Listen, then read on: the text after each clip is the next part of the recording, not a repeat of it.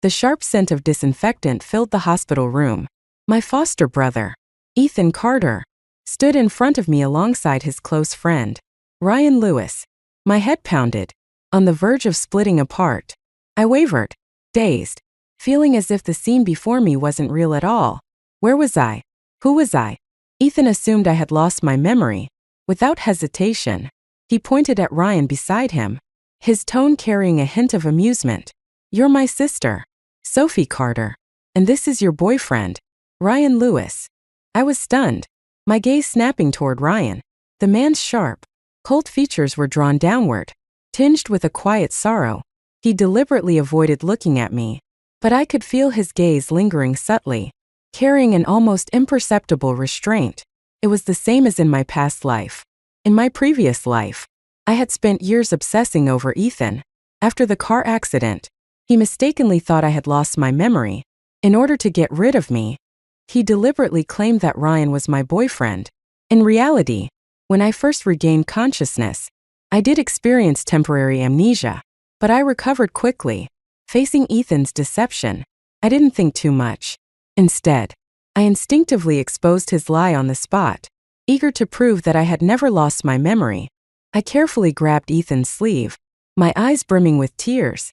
I remember everything. I'm not lying. Ethan had no choice but to relent. His expression tensed, and just like every time I had cried over the past 5 years, he pulled me into his arms. I'm sorry, Sophie. I made a mistake. My heart leapt with joy, and I quickly brushed aside the entire incident. At 16, I had already realized that my feelings for Ethan weren't normal. Every time he dated someone, I would deliberately ruin his relationships. The books called it possessiveness. I neither confirmed nor denied it. Ethan, too, tacitly allowed my behavior. More than once, when I caused trouble for his girlfriends, he secretly intervened, ensuring their departure. He indulged my reckless behavior. That night, I was drunk. I clung to Ethan, pressing against him. He didn't push me away. Instead, his entire body tensed as he let me do whatever I wanted. In my arrogance, I assumed Ethan felt the same way about me, but I had overlooked one crucial fact. He had never once admitted it. I kissed him for a long time. Then, suddenly, he snapped out of it, shoving me away in disgust. He touched his swollen lips, his tone dripping with disdain. Sophie, how could you love your own brother? That's disgusting. It felt like a bucket of ice water had been dumped over me. My whole body froze. No, I don't love you. My voice faltered, growing weaker with every word. But when he questioned again, you don't love me? Huh. I had no answer. Deep down, I knew the truth. I did love him. I was an orphan, and Ethan was the only person in the world who had ever truly cared for me. How could I not love him? He must have realized this too, because his expression darkened further with revulsion. A freak like you belongs in a mental institution. My thoughts snapped back to the present. I looked at Ethan, watching as he smirked at me with quiet amusement. A shiver ran down my spine, and I instinctively clenched my fists. My nails dug deep into my palms, the sharp pain forcing me to remain calm. I stared into Ethan's eyes, my voice steady and resolute. I understand now. In this lifetime, I would never let myself be entangled with him again. Everything had ended the moment I died in my past life. The days in the psychiatric hospital had been unbearable. Ethan visited me once every 2 weeks. I couldn't endure the daily beatings and humiliation. Crying, I begged him, please, Ethan, let me out. I was wrong. I won't love you anymore. But every time, he would simply look down at me coldly, his voice devoid of emotion. Sophie, you're losing your mind again. And with that, the torment would begin anew. I tried to contact everyone I knew, desperately seeking help to get out. But Ethan Carter had already prepared for this. He had locked down all information about my whereabouts so tightly that not a single message could get out. In just 6 months, I was tortured to death. After I died, Ethan went mad, clinging to my lifeless body, refusing to let go. He said he regretted everything. He said he loved me. He sobbed over and over, confessing his twisted fears and contradictions. He had been terrified of how others would judge him for loving his foster sister. As a wandering spirit, I stood by and watched it all with cold detachment. I felt nothing but disgust. Even now, seeing Ethan again made me physically nauseous. So, I turned to Ryan Lewis instead, holding back my tears. I spread my arms toward him and whispered softly, "Husband, hold me." Crash. The sharp sound of shattering porcelain echoed through the hospital room. I glanced sideways. Ethan's hand was covered in blood, brownish liquid from a broken medicine bottle pooling at his feet. Utterly revolting, he stood frozen in place. His usual smug amusement wiped clean from his face, replaced by pure fury. But I couldn't care less about him now. My entire focus was on Ryan. From the moment I called him husband, Ryan's eyes had turned red. His gaze lifted to me, filled with disbelief, excitement, and, above all, an overwhelming intensity. His lips trembled as if he wanted to say something, but in the end, he simply took a few quick steps forward and pulled me tightly into his arms. His voice was hoarse but firm as he murmured, "Mm." Ethan clenched his injured fist, blood dripping steadily to the floor. He coughed lightly and lifted his wounded hand toward me. The stench of blood made me wrinkle my nose in disgust. Without hesitation, Ryan pulled me closer, shielding me with his coat. I peeked out from his embrace, only for my vision to be covered by a warm hand. "Don't look. It's disgusting." Ryan stepped in front of me, his expression cold as he glared at Ethan. His eyes were filled with unmasked contempt. "You know he's afraid of blood, yet you still do this on purpose. Are you trying to make him sick?" A strange feeling stirred in my chest. I brushed Ryan's hand aside and looked up at him, studying his pale yet sharp features. He looked exactly as I remembered, though somehow, he seemed even more striking than before. In my past life, Ryan had always been quiet and reserved. Seeing him openly confront Ethan like this, it was a first. Ethan was just as surprised. "What the hell does this have to do with you?" He rolled his eyes, but his injured hand trembled slightly as he held it out again, as if waiting for my reaction. "Sophie, I'm hurt." If this had been before, I would have panicked, scrambling to find ointment, crying as I bandaged his wound. But now, I only shrank further into Ryan's embrace, my eyes flickering with revulsion as I glanced at Ethan's filthy, bloodied hand. "There are doctors and nurses outside." "Ethan, I'm not a doctor." Impatiently, I cut him off. "I'm tired. I want to go home." Out of the corner of my eye, I caught a glimpse of Ryan's lips curving upward, like a puppy wagging its tail in satisfaction. Physically, I was fine. The doctor said I just needed rest. But Ryan refused to let me walk on my own. He insisted on carrying me out of the hospital. That moment, Ethan finally snapped. His expression darkened as he grabbed my arm in a death grip. "Sophie, didn't you say you wanted to go home?" I pried his fingers off me one by one, watching as red marks formed on my skin. "Yes, I'm going home. With my boyfriend. Is that a problem?" Ethan let out a bitter laugh, his voice shaking with fury. "Sophie Carter, you better not regret this." I met his gaze head on, my voice unwavering. "The only thing I regret is not realizing the truth sooner. In my past life, I had been a fool, manipulated by Ethan at every turn. Not this time." Ryan carried me to the car, carefully buckled my seatbelt, and started the engine. The moment he hit the gas, we sped off, leaving Ethan far behind. Throughout the drive, Ryan's hand never once let go of mine. His palm was warm, steady, reassuring. When we finally arrived home, exhaustion weighed on me. My body felt uncomfortable, and all I wanted was a hot shower. Ryan, ever attentive, immediately prepared the bath. He even pulled out a brand new bottle of essential oil. As he unsealed it, the delicate scent of jasmine filled the air. My favorite. Then, he walked over to the closet, picking out a fresh set of loungewear for me. The tags were still attached. The size was a perfect fit. I frowned slightly. "Why do you have this?" Ryan scratched the back of his head, his face turning red all the way to his ears. "I saw it while shopping. Thought it would suit you. So I bought it." "You bought this? Just in case." I pointed at the wardrobe behind him, which was filled with women's clothing. Nearly half of the space was occupied by brand new outfits, all from the brands I liked. Raising a brow, I teased, Don't get the wrong idea. I trailed off, blinking at him expectantly, waiting for his response. Ryan Lewis let out a long sigh, his expression shifting as if he had finally given up pretending. What's wrong with buying clothes for my girlfriend? Was this really the same Ryan I remembered? The insecure, overly sensitive guy who used to blush just from talking to me? In my past life, until the moment I died in that psychiatric hospital, Ryan and I had barely interacted. It was only after my death that I realized the depth of his love for me. After I died, my soul remained trapped in the apartment where I had lived before. Once I became aware of my feelings for Ethan Carter, I had moved out of his home. When news of my death spread, Ryan had gone to Ethan, demanding an explanation, but there was none to be given. Ethan coldly declared that I had died of an incurable illness. Ryan wasn't even allowed to investigate the truth. That night, he effortlessly broke into my apartment, hacking the electronic lock with ease. I watched in shock as he stumbled into my bedroom. By the time my spirit drifted after him, I saw his tall figure curled up on my bed. His broad shoulders trembled, his face buried in my pillow, the fabric darkened by his tears.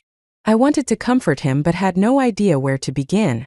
In the end, I simply sat beside him, watching him in silence. At some point, I couldn't help myself. I reached out and brushed my hand over his soft hair.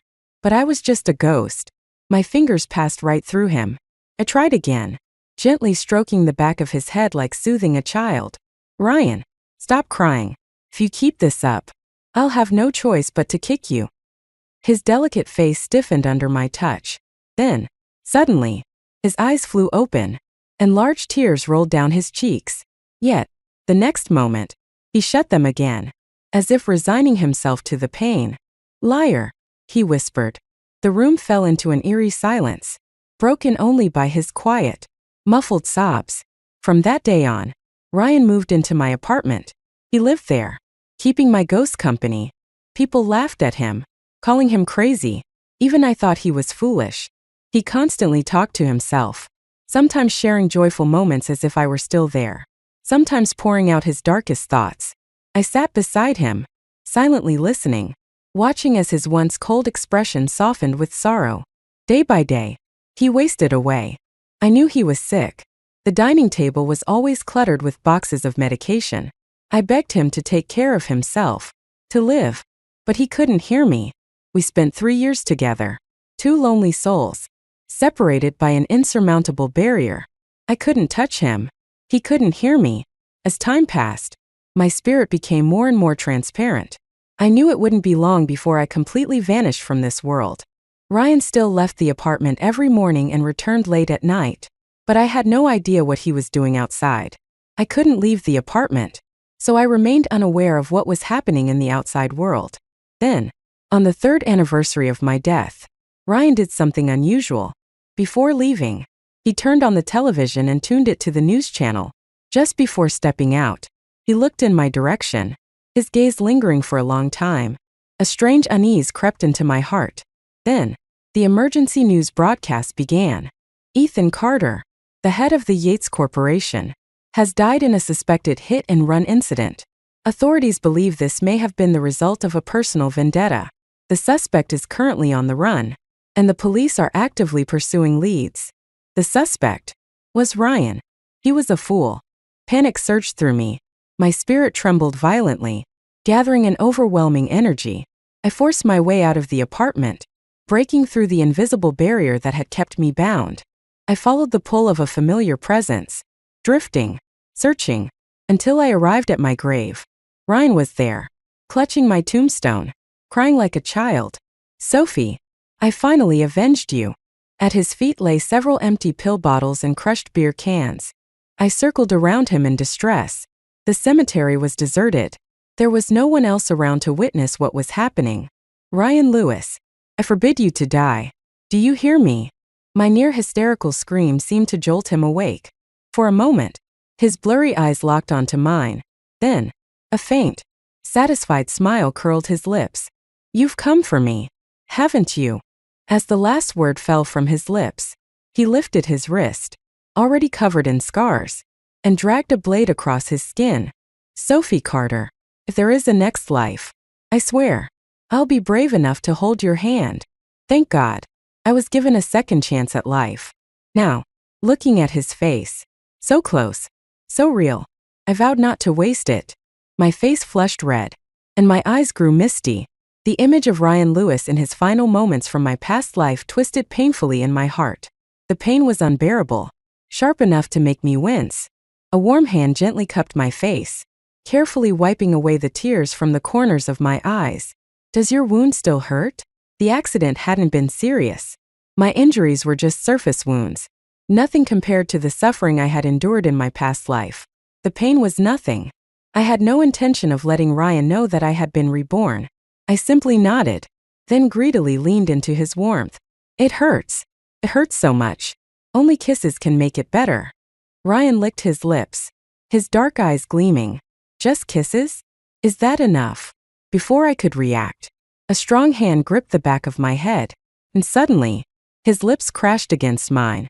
His kiss was overwhelming, possessive, as if he wanted to consume me completely.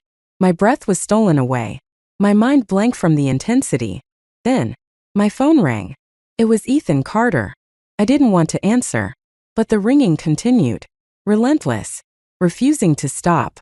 Annoyed, I reached out to hang up, but my fingers accidentally pressed the accept button. Sophie. His voice was low, measured. I've been thinking, you should move back home. The housekeeper can take care of you. A muffled sound escaped my lips before I could stop it. Ethan's voice instantly sharpened. Sophie, what are you doing? Answer me. Don't get distracted. I had no time to reply. My hand was caught, and the call was cut off. Half an hour later, I was still tangled in Ryan's arms, unable to get up. The muffled sound of someone kicking the door echoed from outside. Ryan Lewis. Who the hell allowed you to touch him? Ethan's voice was filled with rage. He was so damn noisy. I had no intention of dealing with him, but it seemed he wasn't planning on leaving anytime soon. Reluctantly, I climbed off Ryan. My mood dampened.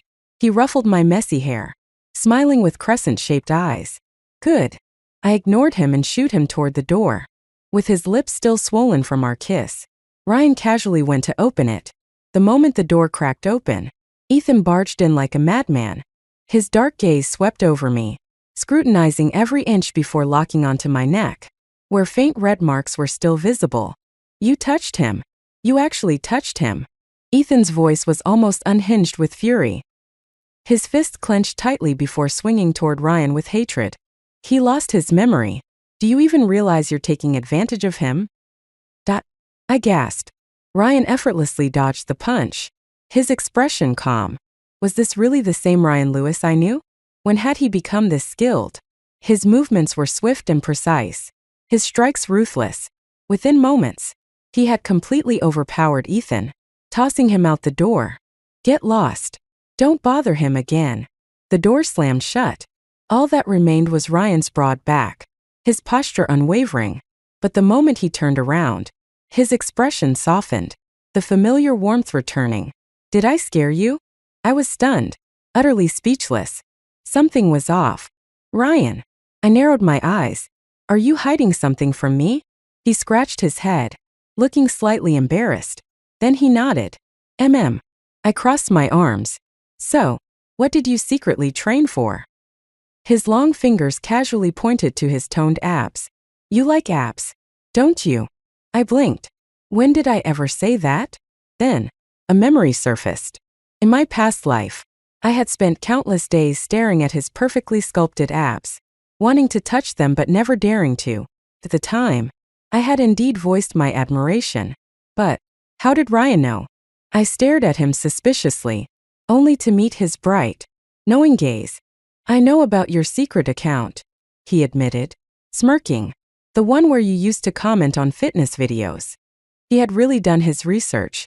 I had, in fact, used a burner account to post some very enthusiastic comments online.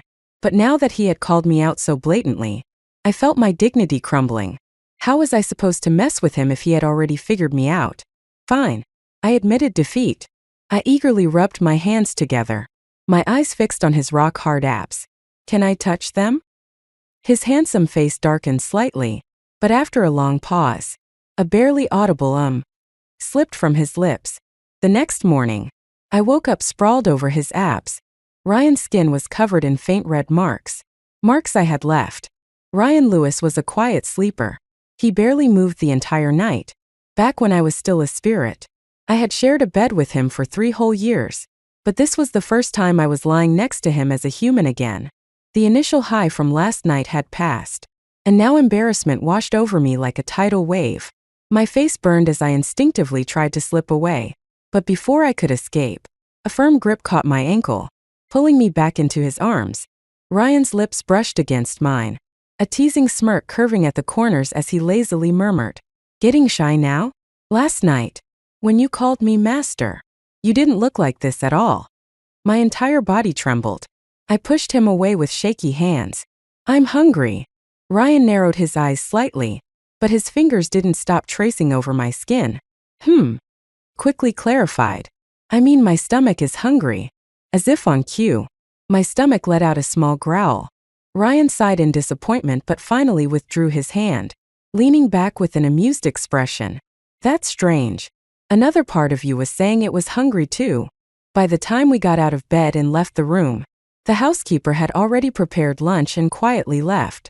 The table was filled with dishes I loved. After the meal, Ryan asked, "Do you have any plans for today?" I deliberately played along, feigning confusion. "I lost my memory. I can't remember anything. Why don't you tell me how we used to date?" His face flushed red, but there was a proud glint in his eyes. He swayed his head slightly, looking smug. "You used to love being with me. You never wanted to be apart. And where did we like to go on dates?" For a brief moment, I wasn't sure if I was imagining things, but his expression darkened. A trace of sorrow flashed in his eyes. "We." He hesitated, lost in deep thought, as if recalling something from a long, long time ago. "We like to stay at home." Stay at home. Thinking back to this morning, my waist was still sore. There was no way I could spend another day cooped up indoors. "Ryan, let's go to the home decor store." He hummed in response. Ryan had never liked lively places, and his home reflected that. It was minimalist and cold. Gray furniture, clean lines, devoid of any warmth or personal touches. But I wanted to leave my mark here, not just in the wardrobe with a few pieces of clothing, but everywhere. Because Ryan was always so anxious about losing me. Even if I disappeared for just a few seconds, he would immediately rush over to check. Only when he saw that I was still there, safe and sound, would he let out a relieved sigh and pull me tightly into his arms. "Sophie, I thought I lost you again." His voice trembled slightly, his breaths coming fast and uneven. "When I can't see you, it feels like something is missing." So, he had tried to fill that emptiness by surrounding himself with reminders of me. In just one day, the house transformed completely. I placed plush toys on the bed and the sofa. Ryan scoffed, calling it childish. But I caught him secretly playing with one, squeezing it in his hands until it was deformed. The cold gray bedsheets were replaced with warm pastel pink. The slippers were swapped for adorable bunny-shaped ones. I even picked out matching couple pajamas, one for him and one for me. The living room now held fresh-cut flowers, vibrant orange roses, blooming passionately, radiating warmth like winter sunshine. In the bathroom, I placed a pair of ceramic dolls on the marble counter. One boy, one girl, their faces pressed together. Ryan insisted that the girl looked like me. Round face, very cute. I argued that the boy looked like him. Dumb but adorable. Makes you want to kiss him. Neither of us backed down. In the end, we decided to place the dolls beside the mirror and agreed that we would stare at them every day until one of us admitted defeat. After taking a shower, we curled up on the couch together, watching a movie. Ryan draped a soft, fuzzy blanket over us, wrapping me securely in his warmth. The movie was a heartwarming romance, a story of 2 childhood sweethearts who secretly loved each other for years before finally getting together. In the final scene, the couple adopted a small puppy and lived happily ever after.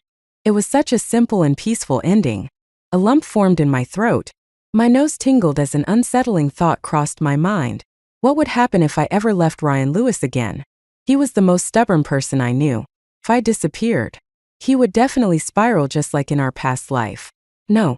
I absolutely couldn't let him do anything foolish again. I took a deep breath, trying to steady myself. Then, with the utmost seriousness, I cupped Ryan's face and looked straight into his deep eyes. Ryan, let's get a cat. Or maybe a dog. His brows furrowed slightly, a flicker of vigilance flashing across his face. He caught my wrist and held it firmly in his palm. Why? You've never liked animals before. I hesitated for a moment before answering. It's not that I don't like animals. I just wasn't allowed to. In my past life, Ethan Carter's family disapproved of pets. Since I lived under their roof, I had no choice but to follow their rules. I had begged Ethan for a long time before he finally caved and secretly brought home a kitten for me. But before I even got to hold it, my adoptive mother found out. She threw the kitten away and scolded Ethan, accusing him of being irresponsible and unworthy of inheriting the family business. She was so furious, claiming I was a bad influence on him, that she locked me in a dark storage room as punishment. She warned me that if I ever corrupted Ethan again, she would send me back to the orphanage. I never understood how something as simple as a kitten could cause such an uproar, but I was too afraid to resist. I didn't want to go back to the orphanage. So, to appease my adoptive mother, I knelt on the ground, tearfully admitting my mistake, swearing that I would never bring another animal into the house again. Only then did her cold expression soften. She locked me away for a full week. By the time I was let out, the kitten had long since disappeared. It had become a stray, lost somewhere in the city. I had searched for it but never found it. Heartbroken, I wandered aimlessly around the park. That was when I saw Ryan for the first time, crouched down, cradling a large bowl of cat food, quietly feeding a group of stray kittens. The moonlight cast a soft glow over him, making his usually cold features seem almost gentle. I had never seen this side of Ryan before. Ryan's life wasn't much better than mine. No, in some ways, he had it even worse. He was an illegitimate child, unwanted and unacknowledged. His father had been drunk the night he was conceived, and his mother had schemed to get pregnant, hoping to secure a place in the family. But her plan backfired. Ryan became the biggest disgrace to the Lewis family, an embarrassment no one wanted to acknowledge. They treated him as if he were invisible, a stain on their prestigious name. He grew up shrouded in insecurity and darkness. The only warmth he received came from the stray animals in the park, tiny creatures that would rub against his pant legs, trusting him in a way that humans never did. I wanted to get a pet, because if, one day, I left again, Ryan's sense of responsibility would prevent him from abandoning it. Of course, I couldn't let him know that was my reason. I leaned in and kissed his lips softly. Having a little one around would make the house feel livelier. The word little one made Ryan's entire body tense. His lips parted slightly, but no words came out. He seemed to be struggling with something, his emotions too tangled to express. Well, what do you think? I still had unfinished business with Ethan Carter. I couldn't let him off the hook for what he did in my past life. But Ethan was powerful. If something happened to me, I needed to make sure Ryan wouldn't do anything reckless. His dark eyes held my reflection for a long time. The silence stretched between us, so quiet that all I could hear was our steady breathing. I suddenly felt nervous, hooking my arms around his neck. I urged, "Say something. Ryan, what do you think?" After another beat of silence, he finally responded, Okay. That night, I had a nightmare. In my dream, I saw Ryan collapsed in front of my grave, his white sleeves stained crimson with blood. I woke up gasping, my heart pounding wildly in my chest. I reached out instinctively, only to find the bed empty. Ryan was gone. A wave of panic crashed over me. I didn't even bother putting on shoes. I jumped out of bed and ran barefoot through the house, searching for him. Strange noises came from the rooftop. My heart clenched. I ran upstairs, pushing the terrace doors open with force. Ryan. He turned his head at my call. He was wearing an apron, gloves on his hands. The ground was covered with thick gardening mats, and in front of him was a row of blooming flowers in vibrant colors. Each and every one of them was a flower I loved, flowers I had once planted in my old apartment. After I was locked away in the psychiatric hospital, no one took care of my flowers. Ryan Lewis tried everything, but he couldn't save them. And now, here he was, planting flowers again. Why isn't he wearing shoes? Ryan took off his gloves, got up, and went to fetch a towel for my feet. Then, he brought over a small stool and patted the spot beside him, signaling for me to sit down. What made you think of planting flowers? His pale, slender fingers scooped up a handful of soil, pressing it gently into a pot before watering it. Droplets clung to the pink rose petals, shimmering like crystal beads. Once the whole terrace is in full bloom, I can take lots of beautiful pictures of you. The thought painted a lovely scene in my mind. Ryan will definitely have that day. We adopted a little orange kitten and a yellow and white puppy. Ryan had always been the more patient one, making him much better at taking care of them. He also naturally took over most of the household chores. These days, he was constantly busy, yet his face always carried a bright, relaxed smile. Every morning, he would water the flowers, then feed and clean up after the two little troublemakers. After breakfast, he would insist on taking me along to walk them. At night, after our baths, we would curl up on the couch to watch our favorite shows. The kitten and puppy would snuggle at our feet, occasionally letting out contented little sighs. Felt so blissful. The person I loved was right beside me. If I turned my head, I could kiss his soft lips. Just thinking about it made my heart race. I couldn't stop myself from smiling, the corners of my mouth curling up uncontrollably. I want to kiss him. Wait, why does Ryan look like he's enjoying something? Did he figure out what I was thinking? Damn it, I had hidden it so well. Before I could react, his face suddenly appeared right in front of me. Then, he kissed me, out of nowhere. His deep voice murmured against my lips. Sophie Carter, I love you. I had thought we would have more time together. I never expected our separation to come so soon. That day, after leaving the supermarket, I suddenly craved milk tea. I told Ryan to go ahead to the parking garage and bring the car around while I went to buy some. He had barely walked away when a sleek black Porsche Panamera pulled up beside me. I recognized it immediately. Ethan Carter's car. I turned and bolted, but two men in black suits stepped out, grabbing me before I could escape. I was shoved into the car. The driver slammed on the gas. The tires screeched as the car sped off. A partition slowly rose, sealing off the back seat from the front. Ethan Carter, are you insane? Let me go. His tall figure loomed over me, radiating an oppressive force. I scrambled backward, pressing myself against the car door, but he reached out and pulled me into his arms. His ice-cold fingers traced along my waist over the fabric of my clothes. He's lost his mind. What was he trying to do? Was he planning to lock me up in a psychiatric hospital again? No, absolutely not. The terror of my past imprisonment crept over me like a suffocating shadow. Panic surged through my veins. My entire body trembled uncontrollably, curling up in the corner. I hid my hand behind my back and discreetly unlocked my phone, trying to send an SOS message to Ryan. But before I could type, Ethan suddenly pinned me in place. His long arm reached in, and without hesitation, he snatched the phone from my grip. I lunged forward to grab it back. Ethan, what the hell are you doing? He ignored me, restraining my other wrist effortlessly as he rolled down the window. Then, right in front of my despairing eyes, he tossed my phone out. After completing the act, he pulled me tightly into his embrace and pressed a kiss to the top of my head. Sophie, you're so disobedient. His voice was eerily gentle. This is my fault. I should never have let you leave my side. But don't worry. It won't happen again. From now on, we'll be together forever. Okay. No.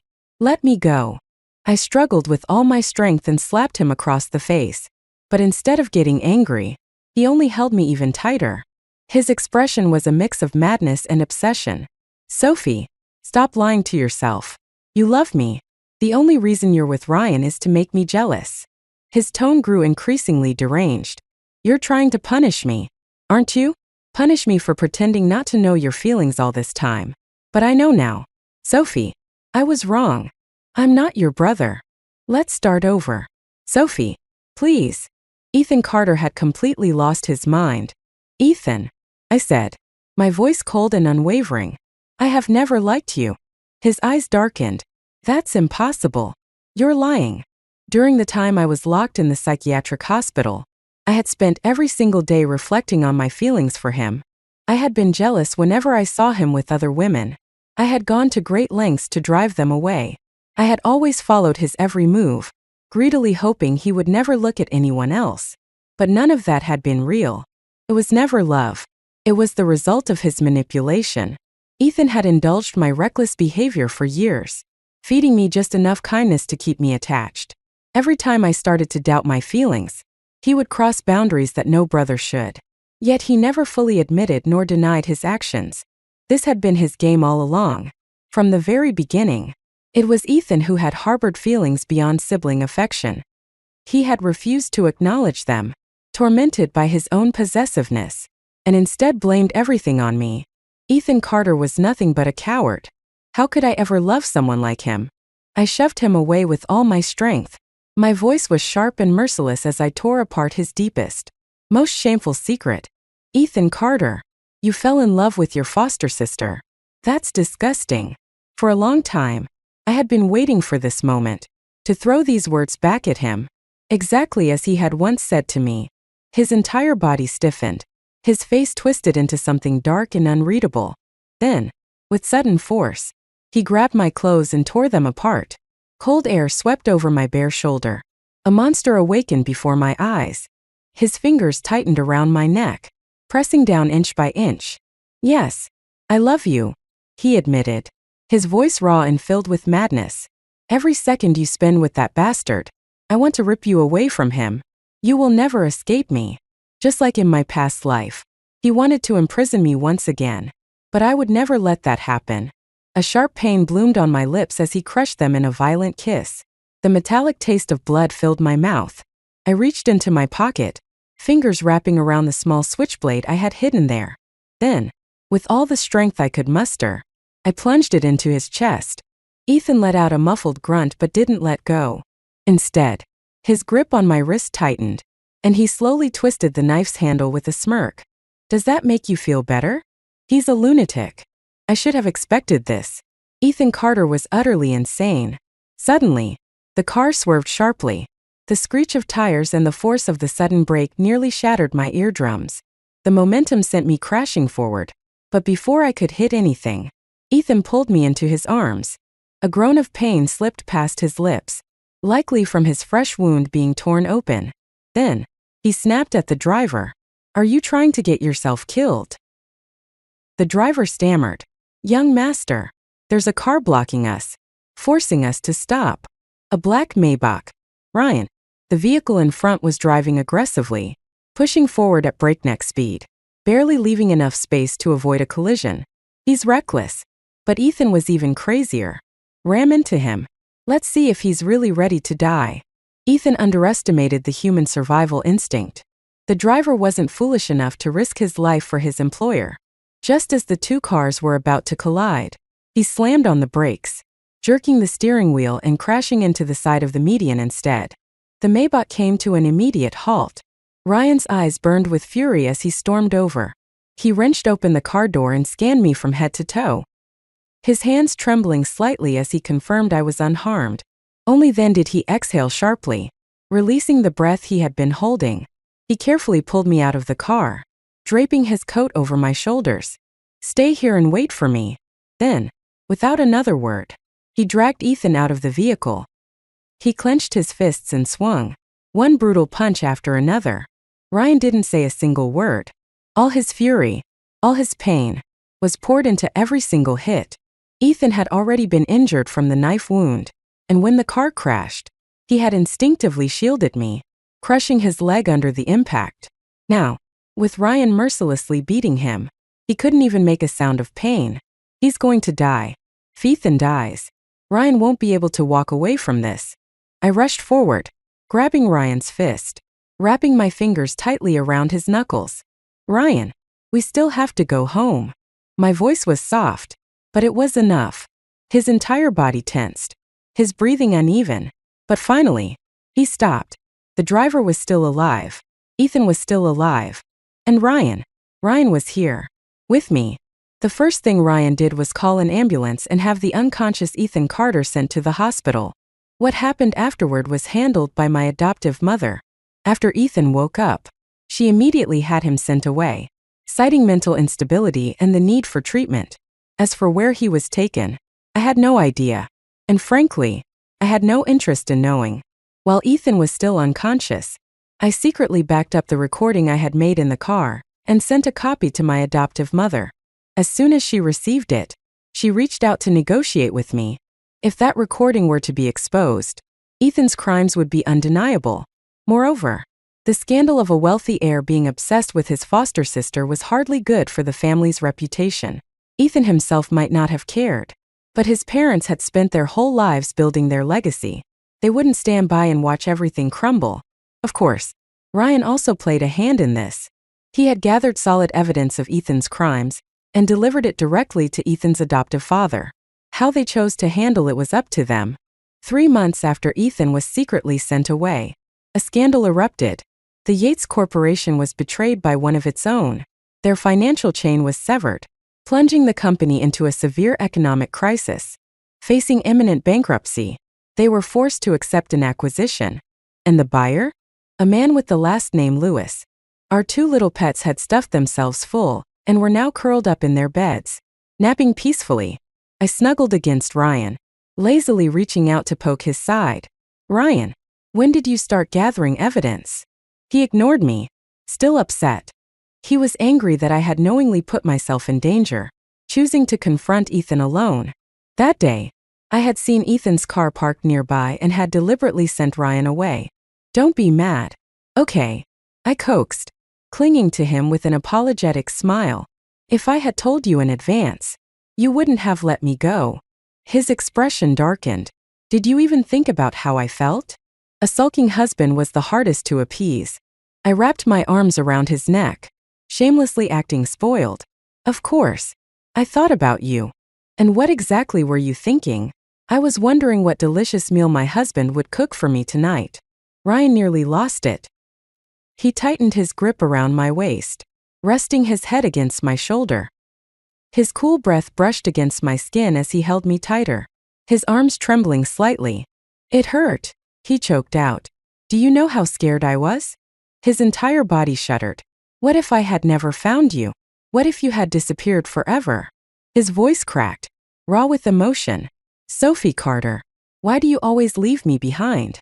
I never planned to leave him. If Ethan hadn't let me go, that recording would have gone public immediately, dragging the entire Yates family down with him. "It's my fault," I admitted, stroking his fluffy hair. "But I had a plan. I even brought a weapon." Ryan's grip on me tightened. His voice was hoarse. "And if he had hidden you away again? What if I couldn't find you?" I smiled softly. "You big idiot. If you keep crying, I'm going to have to kiss you." Ryan lifted his head from my shoulder.